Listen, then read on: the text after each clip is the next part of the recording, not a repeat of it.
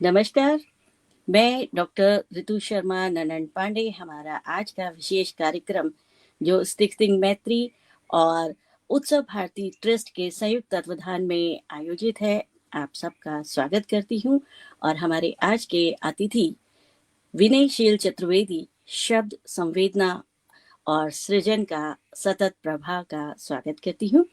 हिंदी साहित्य के समकालीन परिदृश्य में विनयशील चतुर्वेदी उन सृजनधर्मी साहित्यकारों में से हैं जिन्होंने शिक्षा, साहित्य, संस्कृति और सिनेमा इन चारों को अपने रचनात्मक व्यक्तित्व में समाहित किया है। 4 अक्टूबर 1962 को उत्तर प्रदेश के जनपद मऊ के ग्राम कमल सागर में जन्मे विनयशील चतुर्वेदी जी ने हिंदी साहित्य में स्नातकोत्तर शिक्षा प्राप्त कर शब्द को केवल अभिव्यक्ति का माध्यम नहीं बल्कि सामाजिक चेतना का दायित्व माना।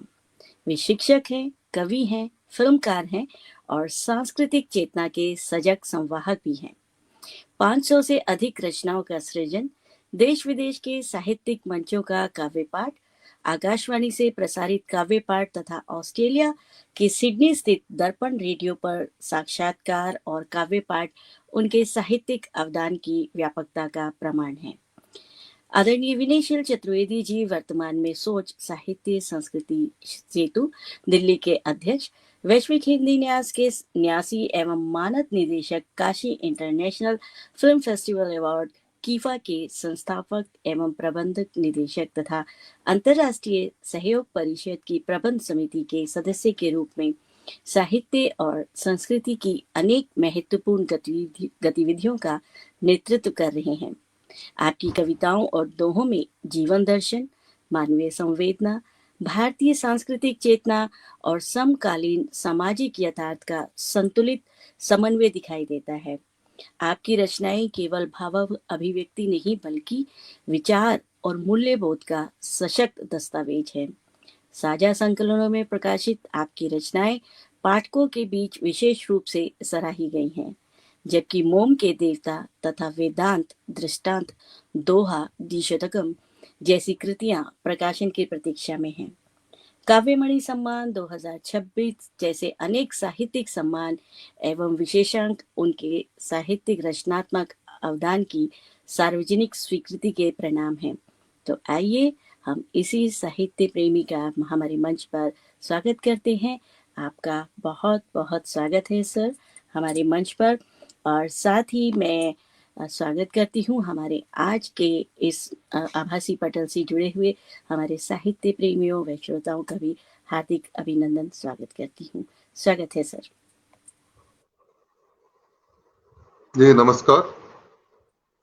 अंतर्राष्ट्रीय हिंदी संगठन नीदरलैंड, स्टिक सिंह मैत्री और उत्सव भारती ट्रस्ट का मैं तहे दिल से शुक्रिया अदा करता हूँ कि आपका जो कार्यक्रम विशेष है लेखक की कहानी, लेखक की जुबानी, उसमें आपने हमें अवसर दिया है। आपको धन्यवाद व्यक्त करता हूँ। साथ ही डॉक्टर ऋतु नंदन पांडे जी जो आज वार्ता कर रही है मेरे साथ, आपका भी बहुत बहुत धन्यवाद और आभार व्यक्त करता हूँ। और सबसे पहले मैं आप सभी को स्वतंत्रता दिवस की हार्दिक शुभकामनाएं देता हूँ। बहुत बहुत धन्यवाद सर। और हमारे साथ बबीता गर्ग जी जुड़ गई हैं जो स्वयं बहुत अच्छी कवित्री हैं। आपका भी स्वागत है।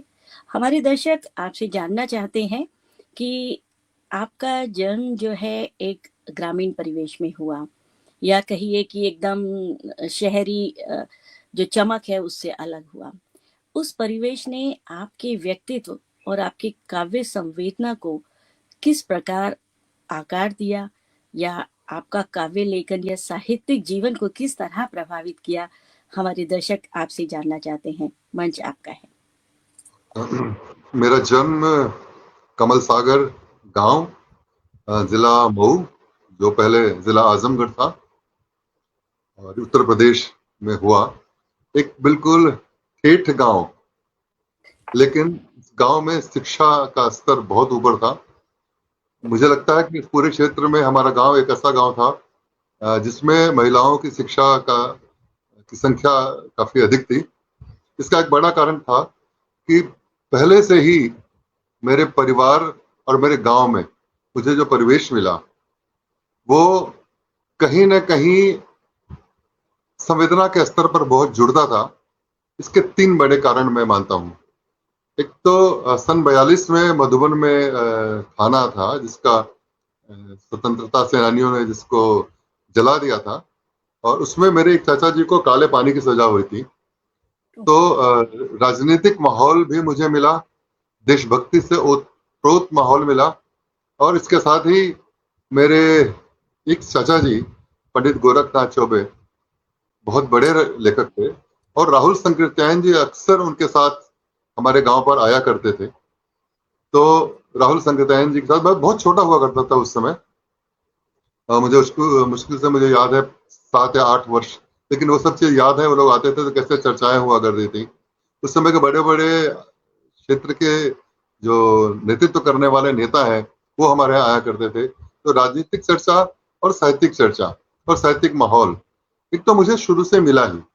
इसके साथ हमारे घर पर उस क्षेत्र की सबसे बड़ी रामलीला लगा करती थी जिसके लिखे थे, जिससे वाद लिखे गए थे वो भी हमारे चाचा जी ने ही लिखे थे कवित्व के स्वरूप में। तो कविता का कुछ भाव रामलीला में भाग लेते थे हम लोग, तो उससे भी आया। और हमारे घर पे मुझे याद आ रहा है कि बचपन में 2-3 अवसर तो मुझे ऐसा देखने को मिला जब पूरे उस क्षेत्र के बड़े बड़े साहित्यकार और संगीतकार पूरी रात रात भर 3-3 दिन का उत्सव हुआ करता था। इसमें संगीतकार आया करते थे। मुझे याद है एक बार शांता प्रसाद जी भी आए थे तबला के लिए हमारे पास, हमारे गांव में। तो वो एक माहौल मुझे मिला जिससे मुझ में संवेदना, राष्ट्र प्रेम, भाईचारा और एकता, इन सब चीजों को लाने में बड़ी एक अहम भूमिका अदा की।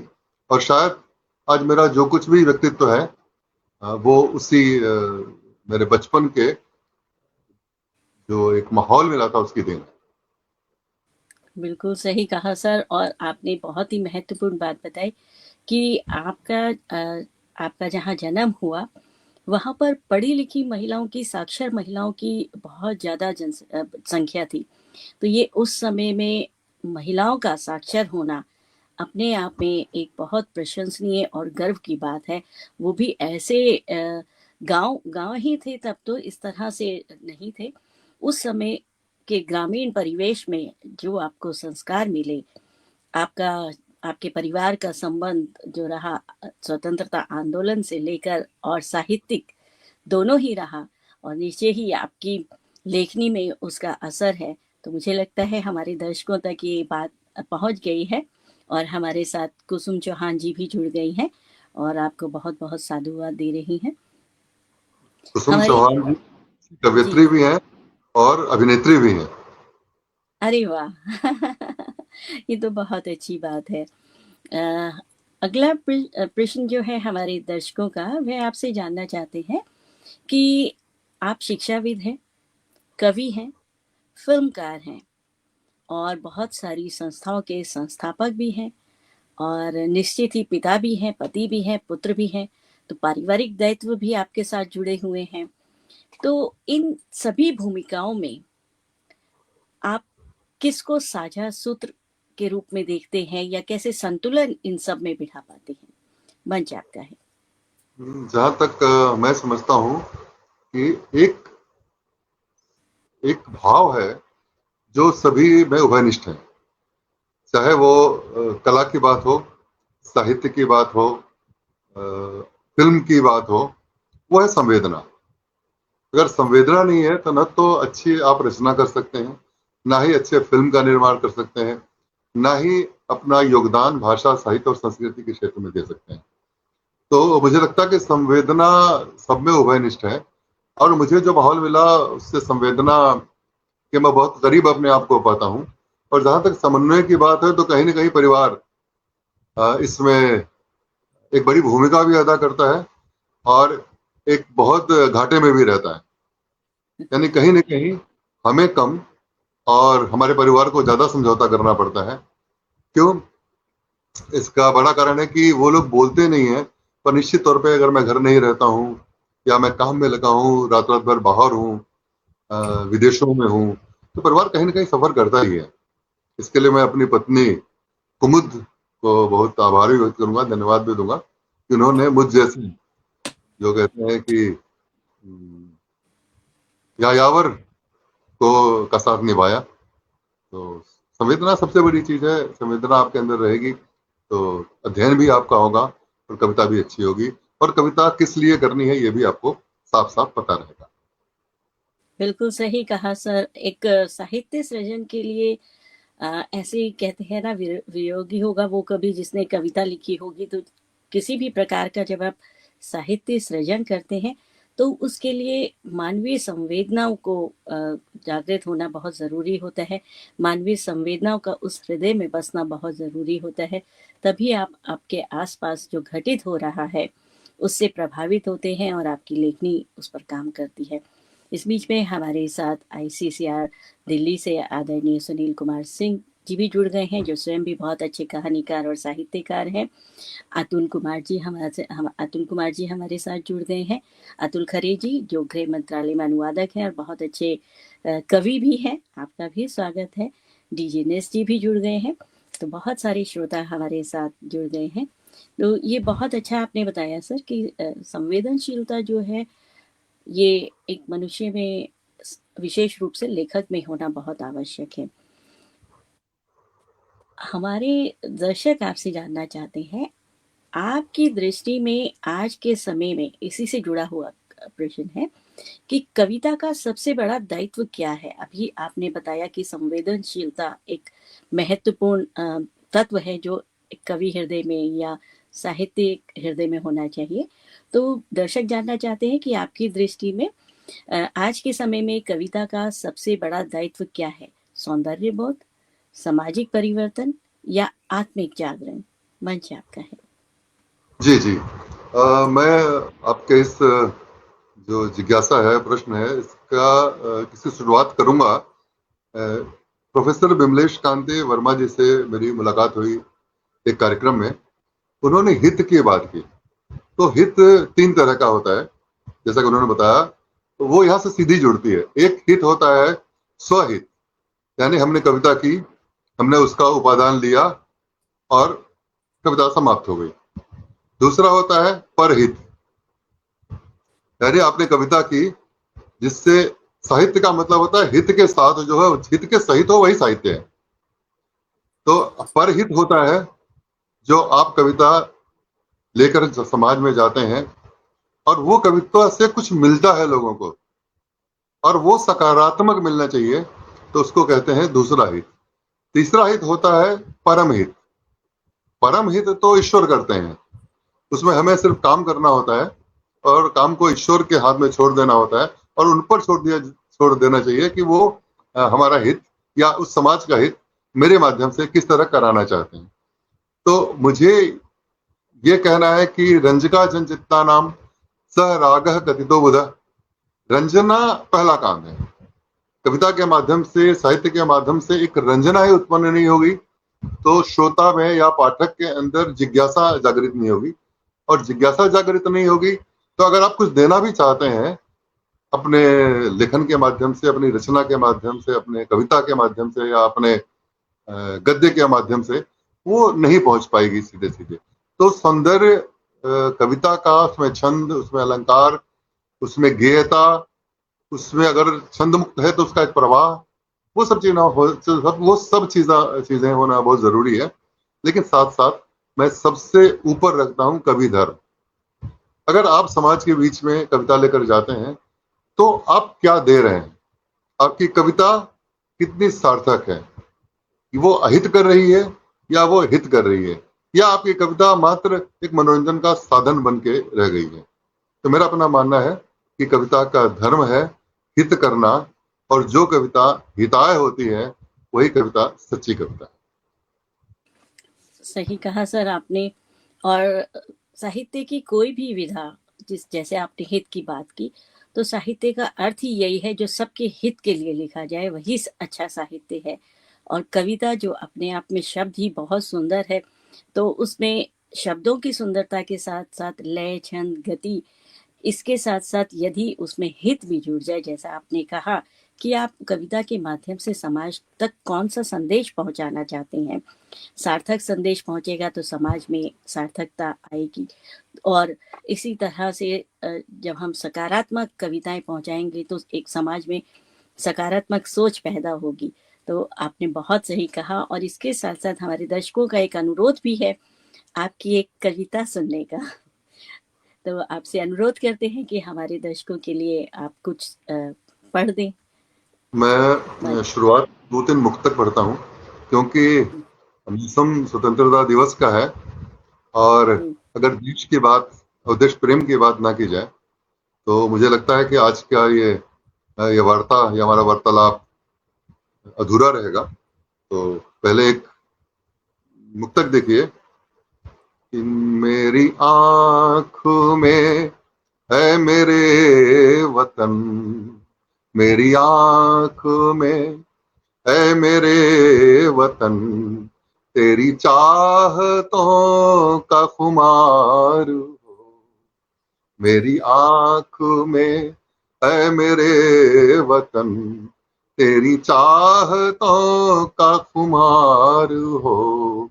मेरी हर तलाश में तू ही तू, मेरी हर तलाश में तू ही तू, मेरे दिल का तू ही दयार हो। मैं जहाँ रहूं तेरी याद हो, मैं जहाँ रहूं तेरी याद हो, मेरी बात में तेरी बात हो। मैं मरूं तो तेरी गोद में, मैं मरूं तो तेरी ही गोद में, तेरे मौसमों की बहार हो। मैं मरूं तो तेरी ही गोद में, तेरे मौसमों की बहार हो। और एक मुक्तक और देता हूं इसी विषय जी। पर कि तुझको सोचूं तुझे लिखूं मैं गुनगुनाऊं तुझे, तुझको सोचूं तुझे लिखूं और गुनगुनाऊं तुझे, सांस से मान से धड़कन से मैं नवाजूं तुझे। ऐ वतन तेरी, ऐ वतन तेरी महक से है बदन कस्तूरी, ऐ वतन तेरी महक से है बदन कस्तूरी। तुझको चाहूं तुझे आवाज दूं बुलाऊं तुझे, तुझको चाहूं तुझे आवाज दूं बुलाऊं तुझे। शुक्रिया, धन्यवाद। और बहुत अगर आधे बहुत मुक्तक और पढ़ दूं जी सर, बिल्कुल, मंच आप ही का है। कि नाम तेरे मैं मोहब्बत की मिसालें रख दूं, देश की बात है जी। कि नाम तेरे मैं मोहब्बत की मिसालें रख दूं, तेरे कदमों में मेरे गीत रिसाले रख दूं। तुझी से जान, तुझी से जान, तुझी से है ये वजूद मेरा, तुझी से जान, तुझी से है ये वजूद मेरा।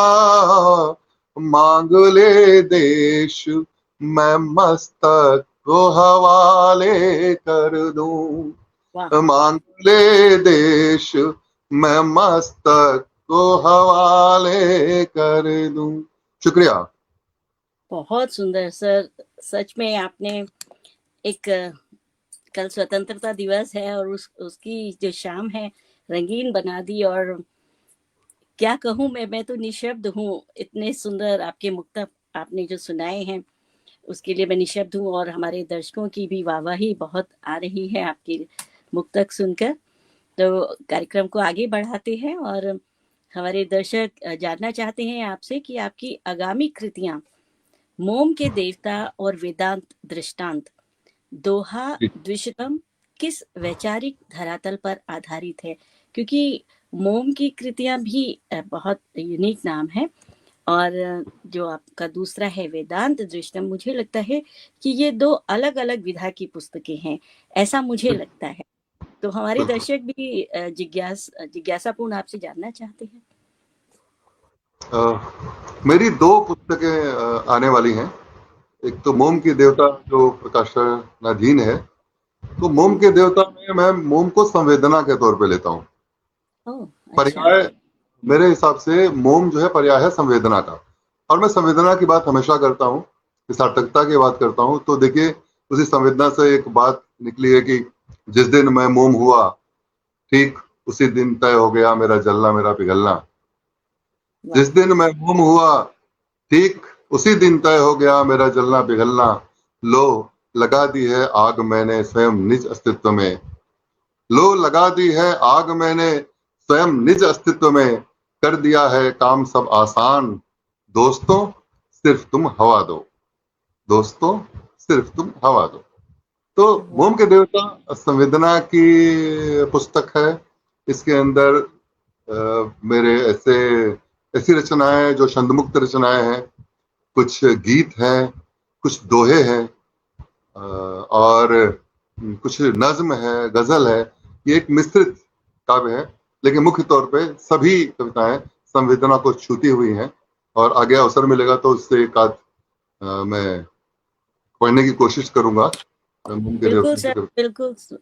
मंच आपका है और हमारे दर्शक कविता। इस पुस्तक के बारे में जानना भी चाहते हैं। जैसा कि मैंने कहा भी, जिज्ञासा मेरे मन में भी है, क्योंकि दो अलग अलग नाम हैं। जी। हमारे साथ और वरिष्ठ साहित्यकार अनीता सेठी वर्मा जी भी जुड़ गई हैं। और उनका भी अनुरोध है कि आप उन्होंने लिखा है कि आप बहुत अच्छे गायक भी हैं। धन्यवाद अनीता जी। अनीता जी मेरी बहुत अच्छी मित्र हैं, और हम लोग जी। साथ साथ करते हैं, साथ साथ चलते हैं, और साथ मेरे साथ लिए महसूस कैसा महसूस करते हैं। तो जी, अनीता मेरे जी, लिए बड़ी बहन और मार्गदर्शक की तरह हैं अनीता जी। और हमारे साथ आशना कौल जी भी जुड़ गई हैं, बहुत सारे लोग जुड़ गए हैं।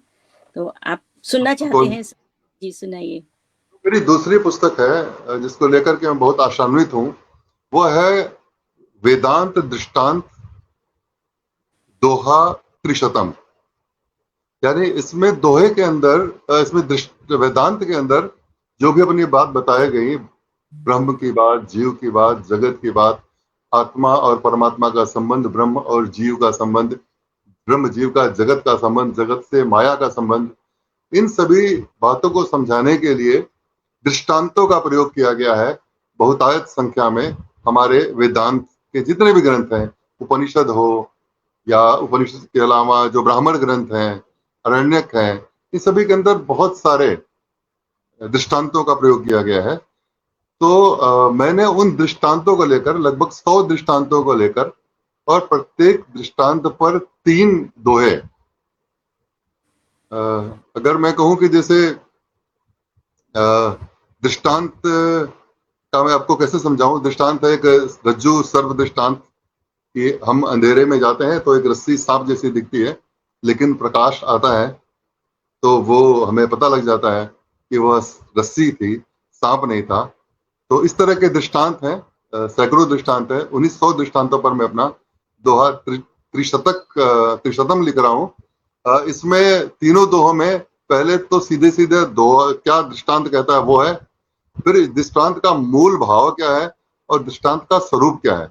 इन तीनों चीजों को लेकर के 300 दोहों की अभी हमारी गणना लगभग पूरी होने वाली है। 90-95 दृष्टांत हमारे हो चुके हैं। 100 दृष्टांत पूरे होते ही इसके प्रकाशन की, इसकी जांच परख की प्रक्रिया शुरू हो जाएगी। वाह, बहुत बहुत शुभकामनाएं सर। और डॉक्टर अनीता वर्मा दीदी लिख रही हैं कि आपकी कॉकरोच कविता बहुत प्रसिद्ध हुई थी। तो अनुरोध है सर। अप्रोच को अभी रहने दीजिए। क्योंकि कॉकरोच कविता एक ऐसा वक्त था कि वो बन पड़ी थी और वो बहुत फेमस हो गई। मैं आपको एक गीत सुनाता हूँ। जी सर, स्वागत है। यह आवाहन गीत है। आज का जो माहौल है उससे भी आप इसको जोड़ सकते हैं।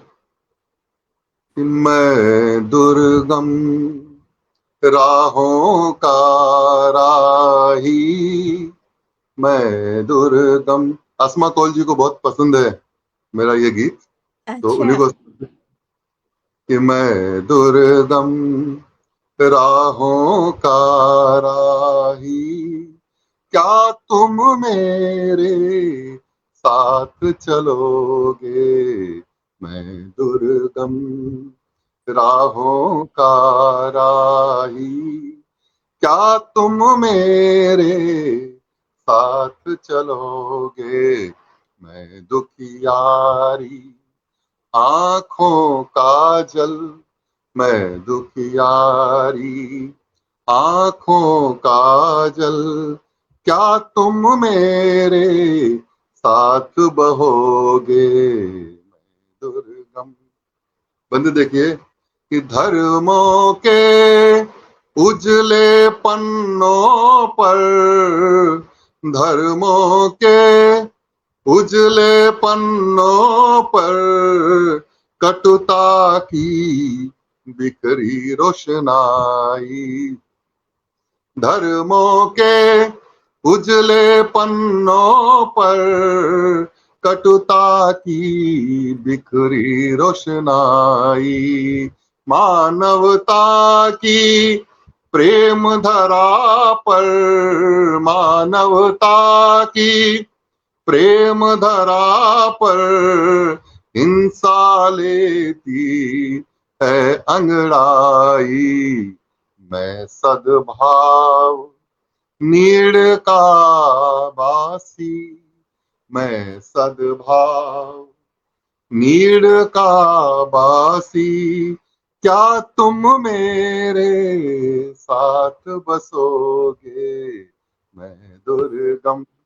और अगला अगला अंतरा है कि गहन निराशा की रातों में, गहन निराशा की रातों में मन की लौ सुलगा कर रखना, द्वेष घृणा के हर मौसम में, द्वेष घृणा के हर मौसम में बाहों को फैला कर रखना, मैं घनतम में दीप अकेला, मैं घनतम में दीप अकेला, क्या तुम मेरे साथ जलोगे?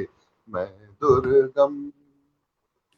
अब वाह सर। सागर का मोह छोड़कर, अब सागर का मोह छोड़कर शून्य बनूं बस इतना चाहूं, आज सिमट कर निज जड़ता से, आज सिमट कर निज जड़ता से न्यून बनूं बस इतना चाहूं, मैं नफरत का ढलता पल हूँ, मैं नफरत का ढलता पल हूँ, क्या तुम मेरे साथ ढलोगे? मैं दुर्गम राहों का राही, क्या तुम मेरे साथ चलोगे? बहुत सुंदर सर। और जो प्रतिमान आपने इस कविता में दिए हैं, मैं दुर्गम राहों का राही, क्या तुम मेरे साथ चलोगे, एक बहुत सुंदर आपकी रचना। और हमारे सभी दर्शकों को, और आपने आशना जी के लिए स्पेशल ये रचना पढ़ी तो बहुत सारी साधुवाद आपको दिया है उन्होंने, और अतुल सर ने भी और कुसुम जी ने भी। सबको बहुत पसंद आ रहे हैं आपके मुक्तक भी और ये गजल भी और रचना भी, क्या कहें। और आप जो शब्द चयन है, प्रतिमान है, बिंब है जो आपने लिए हैं, वो अद्भुत है सर। और मुझे सौभाग्य मिला था आपको सुनने का, एक ही बार सौभाग्य मिला साक्षात्कार रूप में आपको सुनने का। तो बहुत अच्छा लगा मुझे। मन तो कर रहा है कि और आगे सुनती जाऊं, लेकिन हम सुनेंगे आगे। इसी से संबंधित जो आपने अभी प्रतिमान और जो शब्द चयन आपने अपनी रचनाओं में लिया, क्योंकि ये आपके मन के उद्गार थे, आपके पास आपके शब्द भंडार हैं। लेकिन आज के डिजिटल युग में हिंदी साहित्य के सामने कौन कौन सी चुनौतियां और संभावनाएं हैं सर? क्या डिजिटल एआई जिसे कह लीजिए, क्या वो इस तरीके के प्रतिमान, इस तरीके की संवेदनाएं या शब्दों को रच सकेगा? मंच आपका है, हमारे दर्शक आपसे जानना चाहते हैं। देखिए, AI आया है या डिजिटल प्लेटफॉर्म जब बहुत तेजी के साथ बढ़े हैं, तो निश्चित तौर पे चुनौतियां तो हैं साहित्यकार के सामने। बहुत नकल की बड़ी गुंजाइश हो जाती है, कंटेंट मिलने में बहुत आसानी हो जाती है। लेकिन फिर भी जो मस्तिष्क से या जो अध्ययन से या जो अनुभव से जो कवि रचना रचता है या जो बात कहता है, उस स्तर पे एआई कभी नहीं पहुंच सकता। क्यों? कि वो एक लीक पर चलता है, उसमें कुछ चीजें भरी गई हैं। उस भरी गई चीजों से या इंटरनेट के माध्यम से या छपी हुई पुस्तकों के माध्यम से या वो पुस्तकें जो डिजिटल प्लेटफॉर्म पे लोगों ने डाली हुई हैं, उससे सामग्री इकट्ठी करके एक अपना विचार वे देता है। तो वो वहीं तक सीमित है जहां तक उसके पास सामग्री है, वो सामग्री से अलग नहीं जा सकता। चुनौतियां निश्चित तौर पे डिजिटल प्लेटफॉर्म आने से बढ़ी हैं, लेकिन वो मानव मस्तिष्क का मुकाबला कभी नहीं कर सकता, ऐसा मेरा मानना है। और वो अनुभव तो रोज बदलते रहते हैं।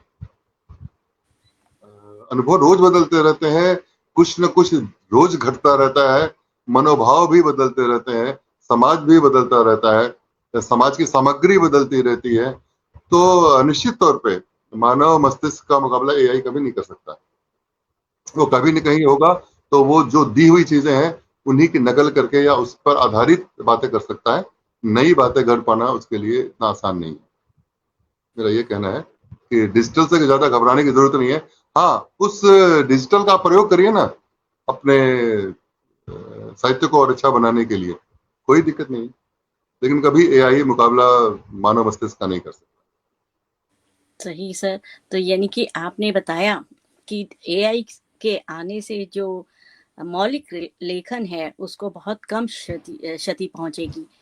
और यही बात हमारे साथ वरिष्ठ कवि नीरज त्यागी जी भी जुड़ गए हैं, और उन्होंने कहा कि चेतना ह्यूमन है, मशीनी नहीं है। तो त्यागी जी, आपने बिल्कुल सही कहा कि मशीन वो मशीन है, और मशीन में संवेदनाएं नहीं होती, चेतना नहीं होती है। आप उसको बनाते हैं और उसको चलाना भी आप ही के हाथ में है। और जैसा सर आपने बताया कि ये आप पर निर्भर करता है कि आप किस तरह से उसका उपयोग करते हैं। और मेरा भी मानना है कि जब आप लेखन करते हैं तो जो आपकी भाषा है, जो आपके शब्द भंडार है, वही आपके लेखन में आते हैं। और जब आप एआई से लिखवाते हैं तो आपकी भाषा और एआई के लेखन की भाषा का अंतर स्पष्ट हो जाता है। तो बिल्कुल। चुनौतियां तो हैं इस डिजिटल युग में मेरे हिसाब से, हिंदी साहित्य के लिए लिखने के लिए, मतलब किसी भी भाषा के साहित्य के लिए। लेकिन फिर भी मानव है, तो मानव की सोच मशीन से कहीं आगे है, मेरा ऐसा मानना है। और हमारे साथ इंदु मिश्रा जी भी जुड़ गई हैं, और इंदु मिश्रा के स्वागत है। एआई ने विश्व को आपके पास पहुंचा दिया है, हम्म, लेकिन वो आप नहीं हो सकता। आपको तो आप ही रहना है। और मानव मस्तिष्क का कभी मुकाबला कोई मशीन नहीं कर सकती। नीरज त्यागी जी बिल्कुल सही कह रहे हैं। बिल्कुल सही कहा सर कि मनुष्य जैसा नहीं लिख पाएगा, क्योंकि आप आपकी अनुभव, आपकी संवेदनाओं के आप साक्षी हैं। आपने जो जिया, जो महसूस किया, वो एआई नहीं, अभी शायद बाद में करे, मालूम नहीं है, लेकिन अभी ऐसा नहीं कर सकता है। तो हमारे दर्शक आपसे जानना चाहते हैं सर कि आपने बहुत देश विदेश के मंचों पर काव्य पाठ किया है, बहुत सारे कार्यक्रमों में आप भाग लेते रहते हैं, आपका अपना मंच भी है फिल्म वाला कीफा का। तो अनेक काव्य मंचों पर काव्य पाठ करने के दौरान कोई ऐसा अनुभव या ऐसी घटना जिसे आपके मन ने अंदर तक छुआ हो, ऐसा कोई संस्मरण हमारे दर्शक आपसे जानना चाहते हैं। ऐसा ऐसा होता है। विदेशों में तो हर जो पल है वो एक संस्मरण होता है। इसमें एक बड़ी बात यह है कि वहाँ पर बहुत सारे लोग हिंदी के लिए और साहित्य के लिए और कविता के लिए काम कर रहे हैं, पर उनका संघर्ष भी विदेशों में उतना ही बड़ा है। तो अगर कोई एक काव्य गोष्ठी का आयोजन करता है, मैं उन काव्य गोष्ठियों की बात नहीं कर रहा हूँ जो समझिए कि व्यावसायिक तौर पे की जाती हैं। मैं उन काव्य गोष्ठियों की, उन कवि सम्मेलनों की बात कर रहा हूँ जो वहाँ के लोग अपने संघर्ष से पैदा करते हैं। तो एक जगह की बात बताऊं, ये सिडनी की बात है, ऑस्ट्रेलिया में। तो वहां पर बहुत बड़ा मंच बना हुआ था, बड़ी लंबी तैयारी हुई थी, लेकिन कुछ ऐसा मौसम बिगड़ा कि बड़ी संख्या में लोग पहुंच नहीं पाए। तो उस बड़े मंच को ही एक गोष्ठी में तब्दील कर दिया गया, और उस गोष्ठी से जितने सुनने वाले उतने ही सुनाने वाले, और सब कवि। तो जो एक सम्मेलन ने जो एक गोष्ठी का रूप लिया, और उस गोष्ठी से जो आत्मीयता बनी, मैं उसको बात करना चाहता हूँ। शायद इतने लोगों को मैं नहीं परिचय बना पाता अपनी एक सम्मेलन में कविता सुनाकर, जितने अधिक लोगों को मैंने उस गोष्ठी में अपना बनाया, जितने लोग उस गोष्ठी से मुझसे सीधे सीधे जुड़े। तो ये एक बड़ी उपलब्धि है। और मैं कहना चाहूंगा कि विदेशों में बड़ा संघर्ष है। अपनी संस्थाओं को जला पाना बड़ा कठिन काम है। वहाँ अर्थ की तो समस्या नहीं है, लेकिन वहां पर सरकार का उतना सहयोग मिलता नहीं है। एम्बेसी भी मुझे लगता नहीं है कि बहुत अधिक सहयोग कर पाती है। तो लोग अपने धन से और अपने श्रम से और अपने शौक से, या हिंदी और भारत के प्रति अपने जुड़ाव की वजह से संगठनों को चला रहे हैं।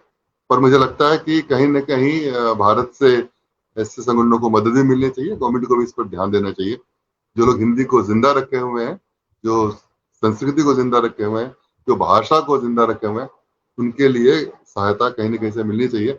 हम लोगों को भी सोचना चाहिए कि वहां पर लोग बहुत संघर्ष कर रहे हैं अपनी हिंदी, अपनी भाषा, अपनी संस्कृति को जिंदा रखने के लिए। धन्यवाद। जी सर, बिल्कुल सही कहा।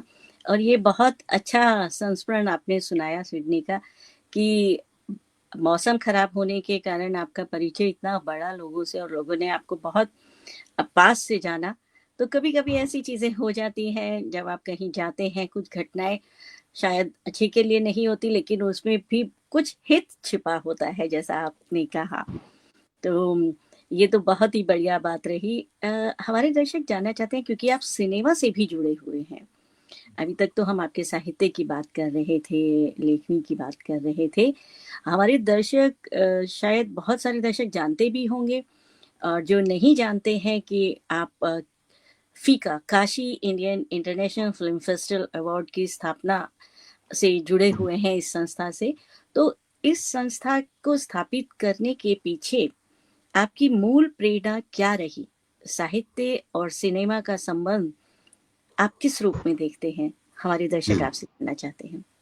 पहले शुरुआती दौर में जो मैं जुड़ा, तो एक छोटे छोटे डॉक्यूमेंट्रीज और छोटी छोटी लघु कथाओं के ऊपर फिल्मों का निर्माण किया मैंने। एक फिल्म बनाई है मैंने, बावली, जो एक छोटी बच्ची की कहानी थी जो घर में चौका बर्तन करती थी। तो वो फिल्में रिलीज तो नहीं हो पाई, पर उसने फिल्म फेस्टिवल्स में बहुत नाम कमाया। अरे वाह! और वहीं से फिल्म फेस्टिवल करने की मेरे मन में जिज्ञासा आई। और इसका बड़ा कारण ये था कि ऐसे बहुत से लोग हैं जो बहुत अच्छा कर रहे हैं, बहुत अच्छी फिल्में बना रहे हैं, उनका प्लेटफॉर्म ही नहीं मिल पाते। जितने बड़े प्लेटफॉर्म हैं, या तो बड़े बड़े हाउसेस के पास हैं, या जितनी बड़ी फिल्में बन रही हैं वो बड़े बड़े हाउसेस के माध्यम से बन रही हैं। और इतना कहे आजकल तो टेलीविजन पर भी बड़े बड़े हाउसेस अपना सीरियल्स वगैरह लेके आ रहे हैं। तो जो टेलीविजन का एक माध्यम छोटे फिल्मकारों के लिए खुला हुआ था, वो भी लगभग बंद हो गया है। तो छोटे फिल्मकारों को पहचान कैसे मिलेगी? और हर फिल्म फेस्टिवल में फिल्म जब जाती है तो और उसमें चुनी जाती है तो उसका एक लॉरेल दिया जाता है। वो लॉरेल उसका एक पद होता है। जिस फिल्म को जितने अधिक लॉरेल मिले होते हैं वो फिल्म उतनी अच्छी मानी जाती है।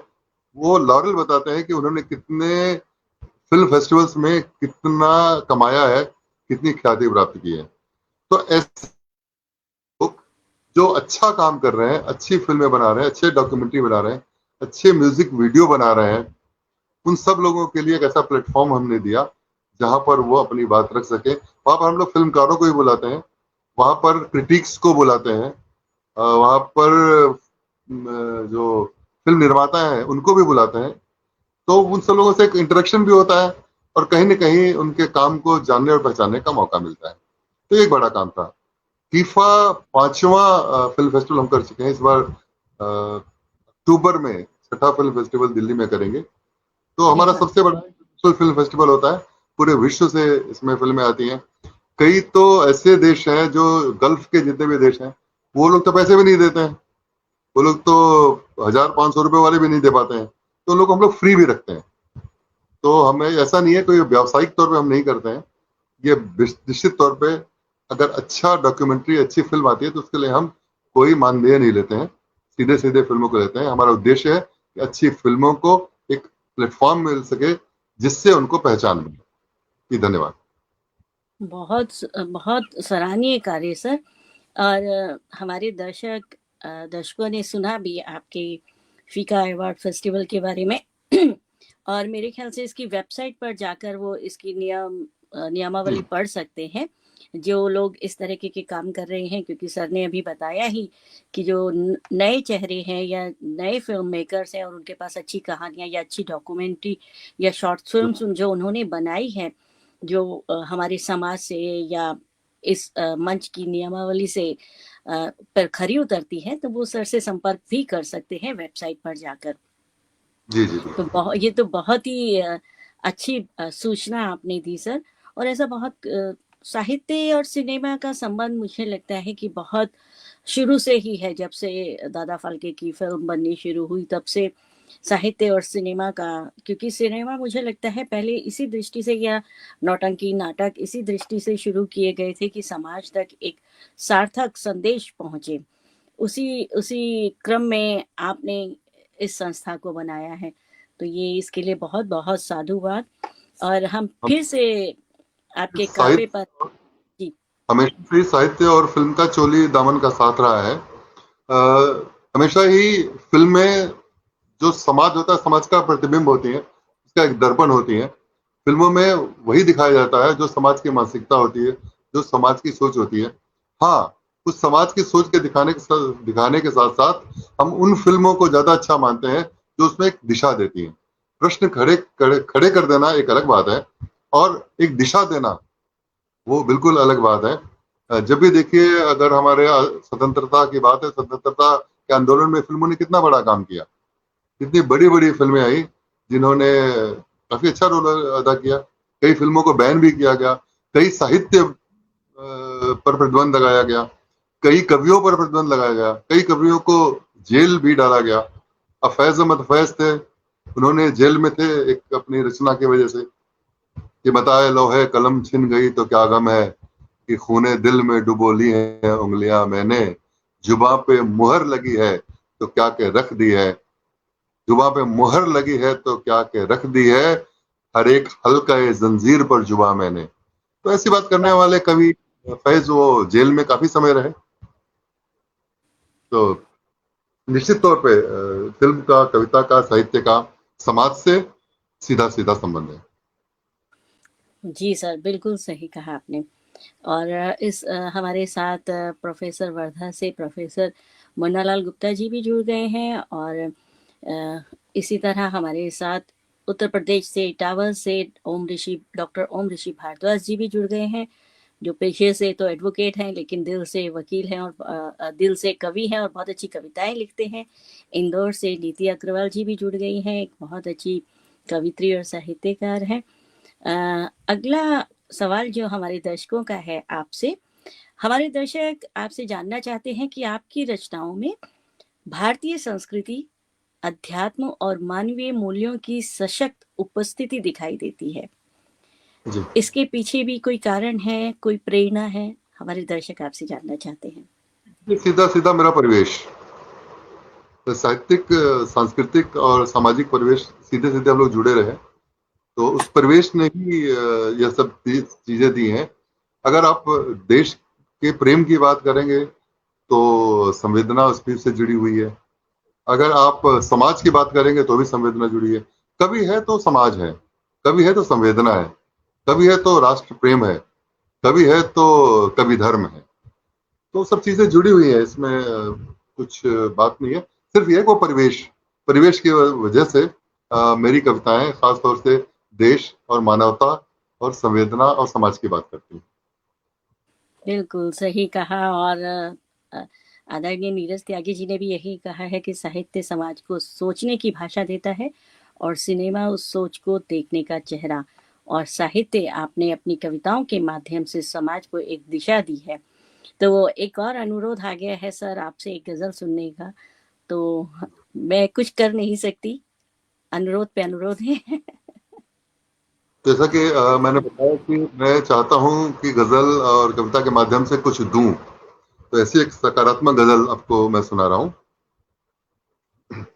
अभी ख्वाब अपने बचा के रखो, अभी ख्वाब अपने बचा के रख, अभी साजे दिल को सजा के रख, अभी ख्वाब अपने बचा के रख, अभी साजे दिल को सजा के रख, अभी ख्वाब अपने बचा के रख, अभी साजे दिल को सजा के रख, अभी वो हवा के सफर में है, अभी वो हवा के सफर में है, अभी शम्मे बज़्म जला के रख, अभी वो। और अगला शेर है कि दिले बेकरार की धड़कने, वो सुनेगा मुझको यकीन है, दिले बेकरार की धड़कने, वो सुनेगा मुझको यकीन है, यही लौट कर के वो आएगा, यही लौट कर के वो आएगा, दिए हौसलों के जगा के रख, यही लौट कर के वो आएगा, दिए हौसलों के जगा के रख। तो देखिए कि वही पल जो आके गुजर गया, वो जो साथ आके बिछड़ गया, वो जो साथ आके बिछड़ गया, वो जो अक्स अब भी नजर में है, वो जो अक्स अब भी नजर में है, उसे आंसुओं में छुपा के रख, वो जो अक्स अब भी नजर में है, उसे आंसुओं में छुपा के रख। तो देखिए कि वो जो सुबह दिल की खिली नहीं, वो जो शाम गम की ढली नहीं, वो जो सुबह दिल की खिली नहीं, वो जो शाम गम की ढली नहीं, वो जो रात मुश्ते गुबार थी, वो जो रात मुश्ते गुबार थी, सभी हादसों से बचा के चलो। जो रात मुझसे गुबार थी, कभी हादसों से।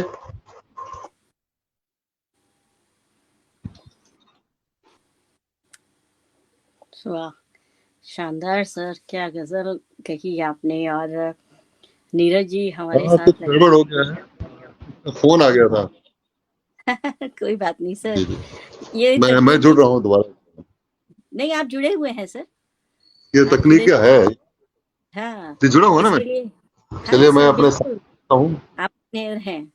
जी हाँ। कुछ कुछ गड़बड़ दिखाई नहीं दे रहा हूँ। एक नहीं, सेकंड, आप हमारे दर्शकों को मैं दिखाई कहीं भी है दे रहे, कुछ। दिखाई भी दे रहे हैं। कोई बात नहीं, आप हमारे दर्शकों को सुनाई भी दे रहे हैं और दिखाई भी दे रहे हैं। और नीरज जी लिखते हैं, रास्ते खत्म हो तो क्या गम, अपने भीतर सफर बचा के रख, अभी ख्वाब अपने बचा के रख, जिंदगी है इसे सजा के रख। वाह, बहुत बेहतरीन शेर कहा सर आपने।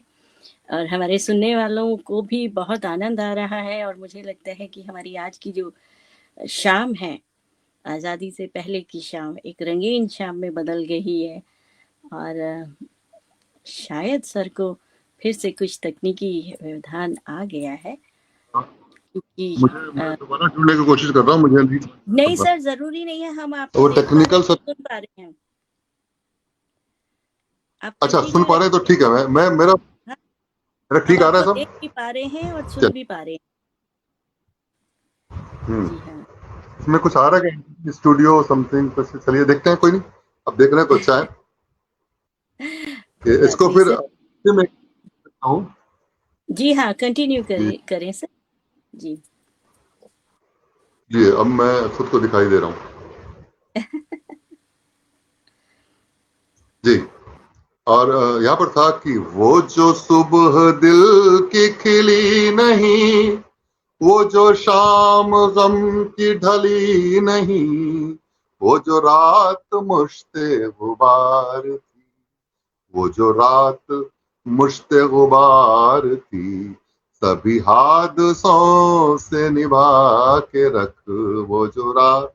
और अंतिम शेर है कि नए दौर में नई भीड़ में नए लोग आएंगे जाएंगे, नए दौर में नई भीड़ में नए लोग आएंगे जाएंगे, वो जो हाथ दिल के करीब है, वो जो हाथ दिल के करीब है, वो जो हाथ दिल के करीब है, उसे मुट्ठियों में दबा के रख, वो जो हाथ दिल के करीब है, उसे मुट्ठियों में दबा के रख।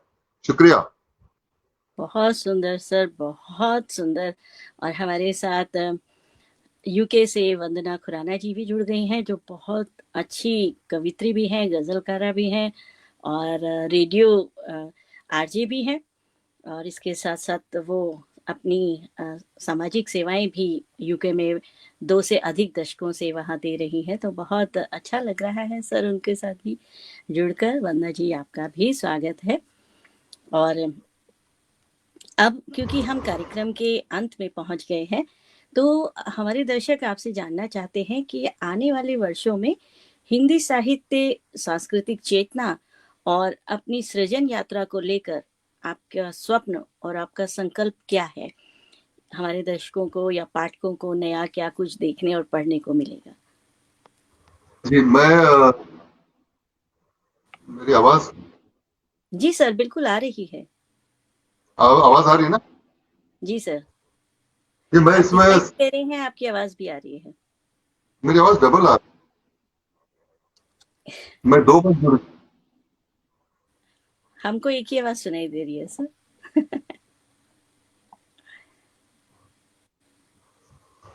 मैं मेरी आवाज आ रही है? जी सर, बिल्कुल आ रही है।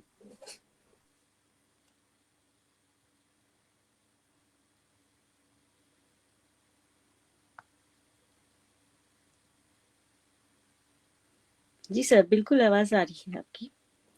अ, शायद सर तो डिवाइस से जुड़े थे, इसलिए कुछ व्यवधान उनके लिए आया है, तो अभी दोबारा जुड़ जाएँगे, कोई बात नहीं। वैसे भी हम कार्यक्रम के अंत में ही हैं। और नीरज जी लिख रहे हैं, कौन कौन यहाँ ठहरा है, आखिर कौन सदा का साथी है, हम आए हैं जाने के लिए, सब एक दिन चले जाएंगे, बस इतना करना ए दिल, अपनी रोशनी बचाए रखना, लाख नए सूरज आएंगे, हम भी हम भी अपना दीप जलाएंगे। वाह नीरज जी वाह, बहुत सुंदर। और सर हमारे साथ अब आ गए हैं दोबारा। जी सर, स्वागत है। मैं क्षमा चाहता हूँ, जरा तकनीकी रूप में मैं उतना सक्षम नहीं हूँ, तो ये सब स्थिति। सबके लिए हो जाता है सर, क्योंकि ये इंटरनेट है और चीजें हैं जो अभी सीखनी बाकी है, क्योंकि हम एआई नहीं है, हम इंसान हैं। बिल्कुल। मैं कहना जी चाहता हूँ सर। कि आगे आने वाले समय में एक ही सभी के लिए होना चाहिए, मेरे लिए तो है ही, कि ज्यादा से ज्यादा पढ़िए, ज्यादा से ज्यादा घूमिए, ज्यादा से ज्यादा घूमिए, और हम्म। लोगों से मिलिए। और पूरी जिंदगी, कोई वक्त ऐसा नहीं है जब काम ना करने का हो।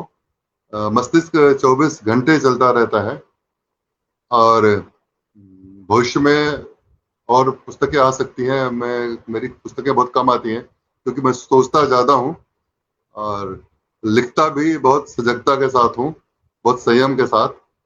लेकिन ये दो पुस्तकें मेरी आ जाएं तो उसके बाद और विचार करेंगे।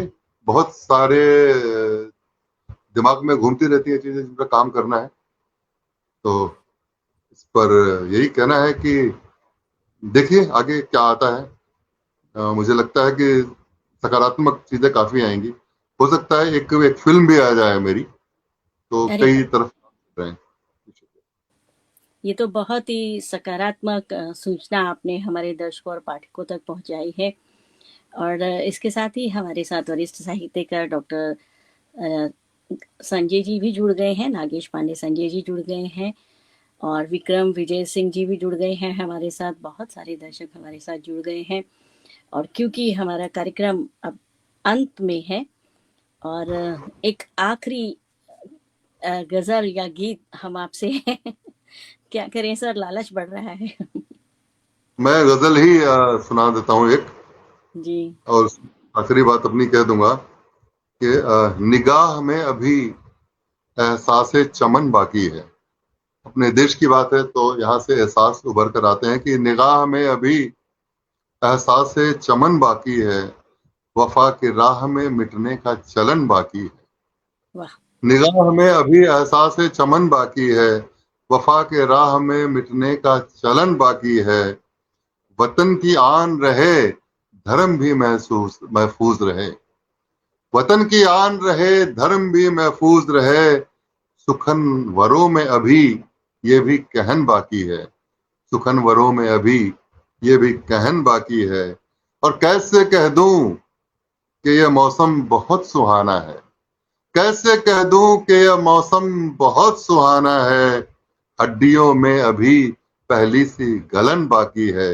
वाह। हड्डियों में अभी पहली सी गलन बाकी है। और गांव से मैं बहुत जुड़ा रहता हूँ, तो वहां से बात निकलती है, वहां से मन की व्यथा निकलती है कि मन बहुत है कि चलें गांव में जाकर रह लें। मन बहुत है कि चलें गांव में जाकर रह लें। घर में है कोई नहीं, सिर्फ सहन बाकी है। घर में है कोई नहीं, सिर्फ सहन बाकी है। और दोस्तों के लिए, अपने प्यारे दोस्तों के लिए, कि मेरी शोहरत को सुनकर पुराना अजीज, मेरी शोहरत को सुनकर पुराना अजीज खुश बहुत है, मगर थोड़ी सी जलन बाकी है। खुश बहुत है, मगर क्या थोड़ी बात, सी जलन बाकी है। तो बहुत एक सुन। जी। अच्छे देते हुए इसकी मुझे लगता है कि समाप्ति करना चाहिए, और वो ये है कि आग लग, सभी कवियों की बात है, कवि अमर रहता है। जो जी। लिखेंगे वो जिंदा रहेगी। हम रहे न रहे, हमारा शरीर रहे न रहे, तो उसी पर एक बात है कि आग लगने से मैं जल जाऊं कहाँ मुमकिन है। आग लगने से मैं जल जाऊं कहाँ मुमकिन है। बहती दरिया में मैं बह जाऊं कहाँ मुमकिन है। जिंदगी गीत गजल नाज़्म से हासिल मेरी। जिंदगी गीत गजल नाज़्म से हासिल मेरी। जिस्म मरने से मैं मर जाऊं कहाँ मुमकिन है।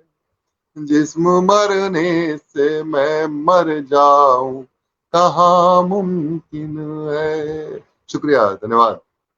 बहुत बहुत धन्यवाद सर आपका। और मैं कहना चाहूंगी कि आज आपकी बातचीत, आपके विचारों ने ये स्पष्ट किया है कि साहित्य केवल शब्दों का संयोजन नहीं, बल्कि जीवन, समाज और संस्कृति के प्रति उत्तरदायित्व का जीवंत संकल्प है। आपकी सृजन यात्रा, संगठनात्मक नेतृत्व और सांस्कृतिक प्रतिबद्धता आने वाली पीढ़ियों के लिए प्रेरणा स्रोत है। और हम ऐसा विश्वास करते हैं कि आपकी लेखनी इसी प्रकार संवेदना, विचार और मानवीय मूल्यों की ज्योति प्रज्वलित रखेगी। आपका हार्दिक आभार व्यक्त करती हूँ आपके उज्जवल सृजन में और दीर्घ साहित्य जीवन के लिए हम अनेकों मंगल कामनाएं। और हमारे साथ जुड़े हुए हमारे दर्शकों के लिए मैं बहुत बहुत आभारी हूँ कि वो हमारे साथ पूरे कार्यक्रम में जुड़े रहे और अपनी उत्साहवर्धक टिप्पणियों से हमारा उत्साहवर्धन करते रहे। और कल 15 अगस्त है और स्वतंत्रता दिवस का दिन है हमारे लिए, बहुत महत्वपूर्ण है। तो 2 लाइन काबुली वाला जो फिल्म है वो मेरे हृदय को बहुत छूता है, और हम जो परदेश में हैं ये लाइनें हमारे ऊपर सही बैठती हैं। ऐ मेरे प्यारे वतन, ऐ मेरे बिछड़े चमन, तुझ पे दिल कुर्बान। तू ही मेरी आरज़ू, तू ही मेरी जान।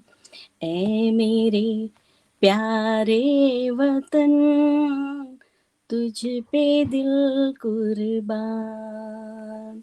हम कहीं भी रहें, हमारे दिल में भारत नहीं, हमारे रगों में भारत रहता है। तो इसके साथ ही आप सबको स्वतंत्रता दिवस की हार्दिक शुभकामनाएं, तीज की हार्दिक शुभकामनाएं। और अगले कार्यक्रम में हम फिर मिलेंगे और सुनेंगे फिर से एक लेखक की कहानी उनके जुबानी। तब तक के लिए हमें आज्ञा दीजिए। शुभ रात्रि, धन्यवाद। सर, आप कुछ कहना बहुत चाहेंगे हमारे दर्शकों को? धन्यवाद, प्रणाम। फिर मिलते हैं हम लोग जल्दी ही। शुक्रिया। जी सर, बहुत बहुत आभार।